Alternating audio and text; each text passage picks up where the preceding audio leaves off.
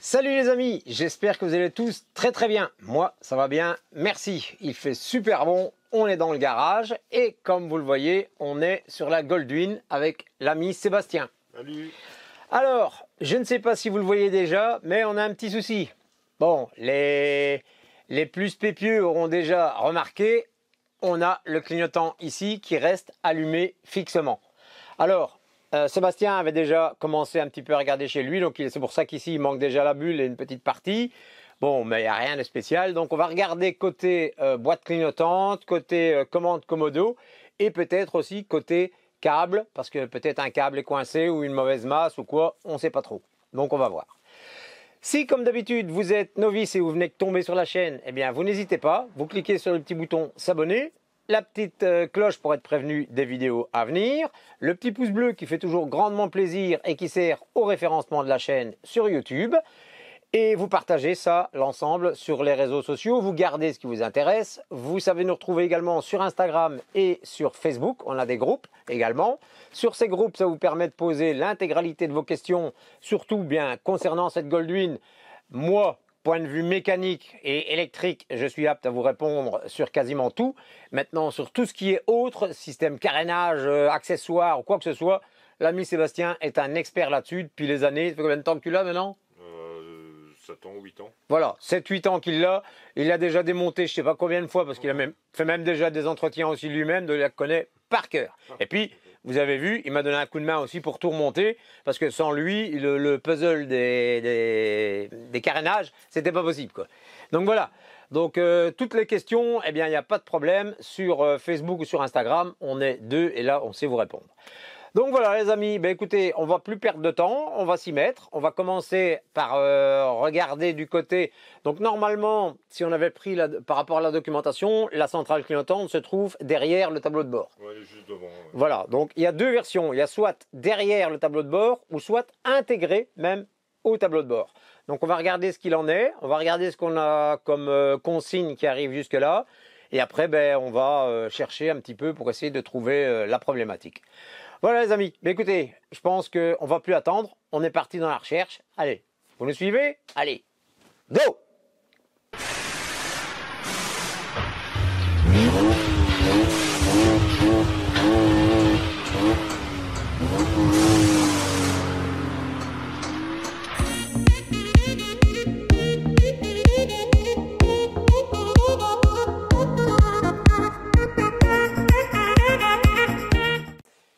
Alors, les amis, première constatation. Donc, vous voyez qu'ici, tout est allumé. J'ai joué avec le Commodo. Première constatation, si j'arrive à trouver ce qu'il est, là, voilà. Vous voyez que le clignoteur de droite, lui, fonctionne parfaitement. Et on entend la centrale clignotante fonctionner. Donc là, c'est déjà une bonne chose. Alors, par contre, si je le mets ici à gauche, ben là, ça ne change rien du tout. Il n'y a rien qui bouge. Donc, ce qui voudrait dire quand même que la centrale fonctionne. Et c'est peut-être pas la centrale, parce que si la centrale, ben, lorsqu'elle est à droite, elle fonctionne. Donc, ce qui veut dire qu'elle coupe quand même à un certain moment donné l'alimentation des clignoteurs. Donc, ce qui voudrait dire que normalement, celui-ci devrait être coupé aussi. Et ce n'est pas le cas. Bon, maintenant, à savoir, tout le monde le sait bien sûr, que les clignoteurs sont commandés par deux choses. Par le Commodo qui commande la centrale clignotante, mais aussi par les warnings. Donc on va regarder un petit peu du côté des warnings, si en débranchant quoi que ce soit, on a toujours ce clignotant qui reste allumé. Et après, on va aller essayer de suivre le câblage du Commodo pour avoir sa fiche de brochage et voir si là, on a, en faisant bouger le Commodo à gauche et à droite, si on a bien les consignes qui arrivent au bout de cette fiche. Si, par bonheur, je vais dire comme ça, on n'aurait pas le fil de la commande de gauche qui reste tout le temps sous tension. Donc, ça voudrait dire qu'à ce moment-là, ben, il y a soit un problème dans le Commodo ou soit dans le câble.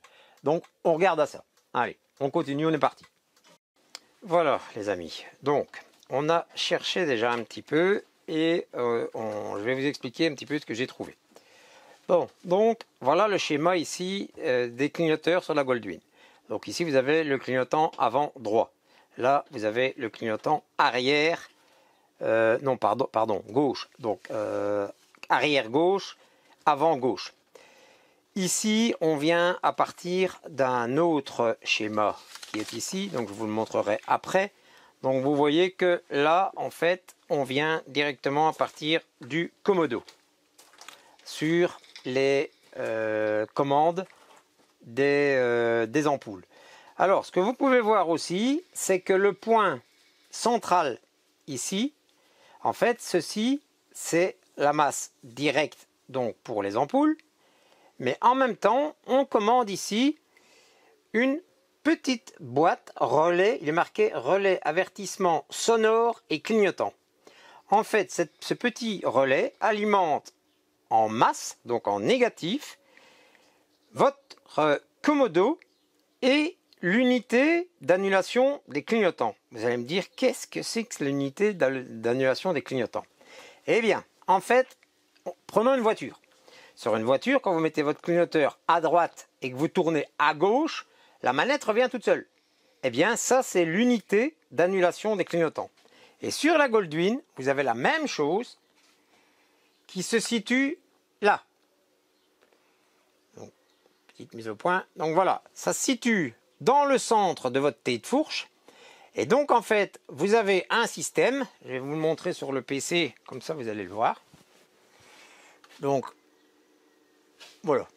Donc, vous avez un système. Bon, ici, il est démonté. Hein. Donc, vous avez un système ici avec une tute. Je suppose que vous le voyez. Et tout un système électronique avec cette fiche qu'on voit à la sortie. Et en fait, la petite tute ici, lorsque vous mettez votre clignotant et que vous braquez votre guidon vers la gauche ou la droite, eh bien, il y a une sorte de clame, donc une demi-lune, qui va venir appuyer là-dessus pour venir annuler la commande du clignotant, qu'elle soit droite ou gauche. Donc, je ne sais pas si on le voit directement. Voilà, vous voyez, voilà le système. Et voilà le bitonio en question qui se situe dans le tête de fourche. Donc, attention les amis, parce que c'est vrai qu'on n'avait pas pensé à ça non plus. Attention qu'il y a quand même cette petite partie électronique qui se trouve là au milieu et qui sert pour les clignotants. Parce que de tête, qu'est-ce que vous allez vous dire? On utilise le Komodo fait fonctionner une centrale clignotante et la centrale clignotante fait fonctionner les clignoteurs. Point barre. Oui, mais on passe par là. Et on passe en même temps par un petit relais qui commande, qui envoie le négatif à ceci et au relais de commande du klaxon. Voilà. Bon, ça, on a mesuré. Donc, c'est très simple. Hein. Vous allumez, vous faites... voilà, fonctionnez votre klaxon. Donc, ce qui veut dire que la masse arrive déjà super bien à votre klaxon. Donc, ce qui veut dire que le petit relais de commande, pour lui, c'est nickel. Il fonctionne déjà bien. Alors, ça, on a essayé. On déconnecte. Lorsqu'on déconnecte ça, on n'a plus de clignoteur du tout. On n'a plus de commande. Alors, on a essayé les warnings ou les clignoteurs normaux. Ça ne change rien. Ce que, par contre, j'ai réussi à trouver avec la MICEB, c'est que... Attendez, on va essayer de le faire fonctionner. Voilà. Donc, ici, on entend le bruit du clignotement. Donc, je me rapproche avec le micro, j'espère que vous allez l'entendre. Voilà. Et en fait, il n'y a pas... Donc, vous voyez des relais ici, mais c'est pas ça. Il n'y a pas de relais supplémentaire. Tout se situe, donc je ne sais pas si vous allez le voir, mais là, donc dans le boîtier qui est là-bas et qui est dans l'unité ici de votre tableau de bord. Parce qu'avec le stéthoscope de mécanicien, j'ai réussi donc à légèrement là et on entend bien la résonance du relais qui se situe là-dedans. Donc, moi, avant toute chose, bien sûr, qu'est-ce que j'ai fait? J'ai mesuré ici, par rapport au schéma électrique, si mes alimentations en positif plus 12 après contact et si mon négatif était bien présent sur le tableau de bord, parce que l'ami Seb, il me semble qu'il m'avait dit qu'il avait déjà eu quelques... Oula, attendez, parce que là, il est tout flou. Enfin, c'est pas lui qui est flou, mais le système n'est pas très net là. J'ai toujours des problèmes avec cet appareil pour avoir une mise au point. Voilà. Non, ça va, tu passes dans le cadre. Donc, il m'avait déjà mis, bon, désolé si vous ne le voyez pas très bien parce qu'il est à contre-jour, mais il m'avait dit qu'il avait eu quelques mauvais contacts sur le tableau de bord qui s'allumait. Ouais. Voilà. Donc, moi, je titillais un petit peu à savoir si c'était pas un problème de masse et qui faisait que le tableau de bord s'allumait un petit peu intempestivement. Mais, donc, ce qu'on va faire, on va démonter ça ici Et malheureusement, ben, pour démonter ça ici, ben, il faut démonter toute la partie avant avec les phares. Parce que vous avez un boulon qui est là, donc qui tient l'unité tableau de bord en centrale. Mais vous avez deux petits boulons qui sont là. Et eux sont derrière toute la partie ici, ventilation. Et donc il faut démonter ben, toute la face avant.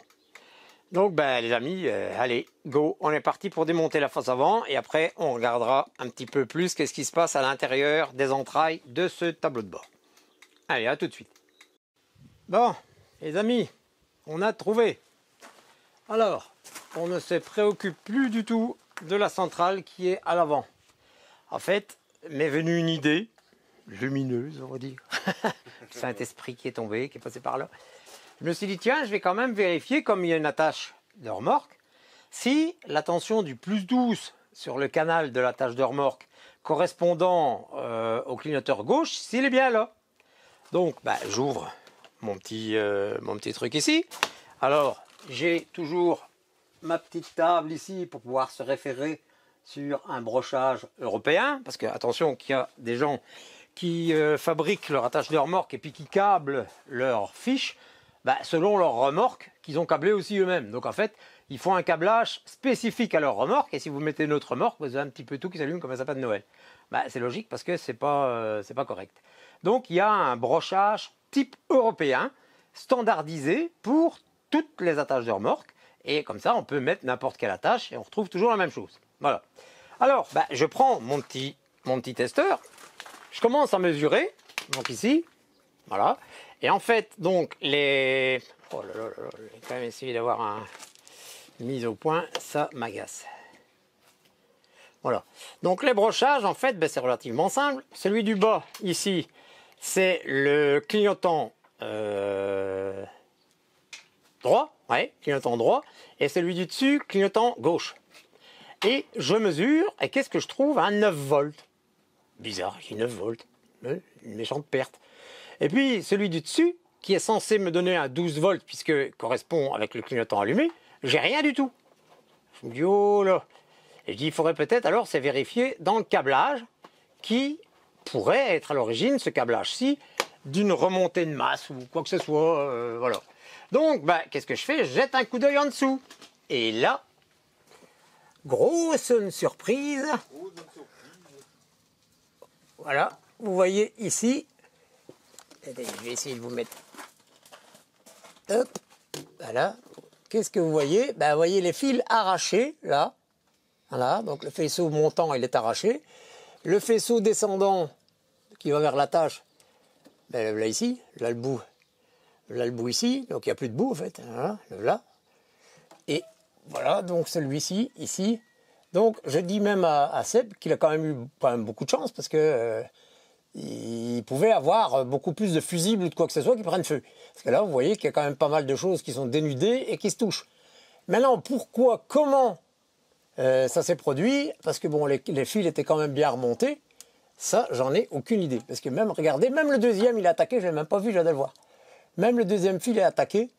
Donc maintenant, ben, on va voir avec Sébastien, s'il a besoin de l'attache de remorque, ben, on refait un câblage. S'il n'en a pas besoin, ben, on condamne ça. Donc voilà. Mais au moins, on a trouvé, les amis.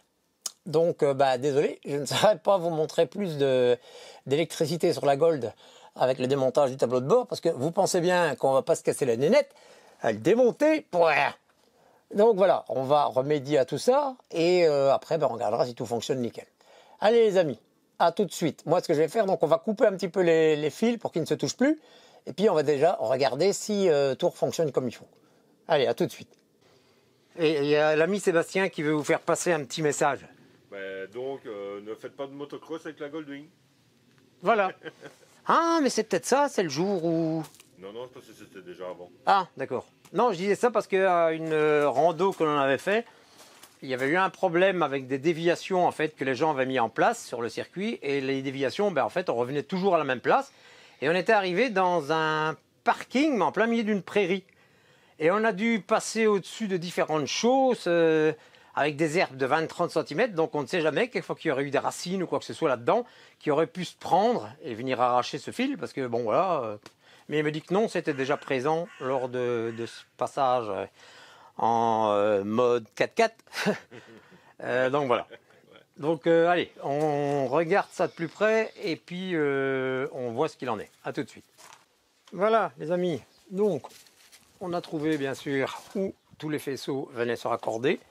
C'était raccordé ici en dessous, en plus avec des raccords que moi j'adore personnellement, et Seb aussi je pense. Vous savez, les petites sortes de saloperies de raccords rapides bleus qu'on vient sertir sur les fils, avec simplement une petite fourchette qui vient faire ça sur votre câble. Regardez, vous voyez un petit peu. Voilà, mais ça c'est bien une chose que j'ai horreur comme système, c'est vraiment de la merde ces trucs. Donc voilà, on a tout retiré, hein, et maintenant, allez, Seb il va faire le petit test. Attendez, je vais faire une mise au point. Voilà. Donc contact. Voilà. Clignoteur droit. Voilà. Vous voyez qui marche. Et clignoteur gauche. Vous voyez que ça fonctionne aussi. Et si on met les warnings. Voilà. Les deux clignoteurs fonctionnent. Et on passe à l'arrière pour jeter un petit coup d'œil. Allez, une petite mise au point. Voilà, donc ici on est en warning, donc clignoteur droit, ok. Clignoteur gauche, ok. Et on éteint les warnings et on repasse en manuel. Voilà, donc là il est en manuel. Sur le droit, c'est ok. Et sur le gauche, c'est ok. Donc voilà, ben, en fait on s'en sort vraiment pas mal. Parce que ben, vous vous en doutez bien que quand on trouve une hécatombe comme ça de fils qui se touchent un peu partout, ben, on peut remonter des courts-circuits allant jusque les boîtes à fusibles, les relais, voire même les circuits imprimés qui pourraient se trouver dans le tableau de bord, quoi. Donc ici, ben, on s'en sort vraiment pas mal. Après avoir enlevé le faisceau électrique ben, défectueux qui était bidouillé, là, ben là, on a tout retrouvé, tout est nickel, on n'a plus de problème. Donc ouf, un grand ouf. Donc voilà. Alors l'ami Sébastien, je crois qu'il a décidé, on va garder la tâche de remorque, on va garder la fiche, mais on enlève le câblage alors. Hein. Ouais, parce que je l'utilise pas. Voilà, il l'utilise pas pour l'instant, donc voilà, c'est ce qu'on va faire. On va défaire les deux fils là, on va remonter tout l'ensemble, on va bien réisoler bien sûr le caoutchouc ici, et ce sera terminé, tout sera bon, tout sera ok, en poussant un gros ouf de soulagement, parce que si on était parti pour le démontage du tableau de bord, non seulement ça prend déjà pas mal de temps pour démonter le tableau de bord, mais non seulement après, qu'est-ce qu'on peut y trouver à l'intérieur? Voilà, des pistes éclatées, des courts-circuits ou quoi. Comme c'est un module qui est intégré au print du tableau de bord, on ne sait pas trop ce qu'on pouvait avoir. Donc c'était un petit peu paniquant à la base. Mais bon voilà, donc en fait avec une petite idée qui est venue du Saint-Esprit, ping, on est venu jeter un coup d'œil sur la tâche de remorque et c'était bien ça. Ben voilà les amis, ben écoutez, autant l'ami Seb ici vous dit au revoir à tous. Salut. Hein, c'est pas qu'on veut plus le revoir, mais c'est vrai qu'à chaque fois qu'on le voit, ben c'est parce qu'il y a un problème. Donc bon, c'est des petits problèmes, hein, c'est pas ça. Hein. Mais bon, j'espère que cette vidéo, ben, peut-être elle vous aura été utile et aura mis la puce à l'oreille à certaines personnes. Ça peut toujours être intéressant. Donc voilà, moi je vous donne rendez-vous pour une prochaine vidéo. J'espère qu'elle aura peut-être pu aider quelques-uns d'entre vous. Et moi, je vous donne rendez-vous à la prochaine. Salut, salut les amis!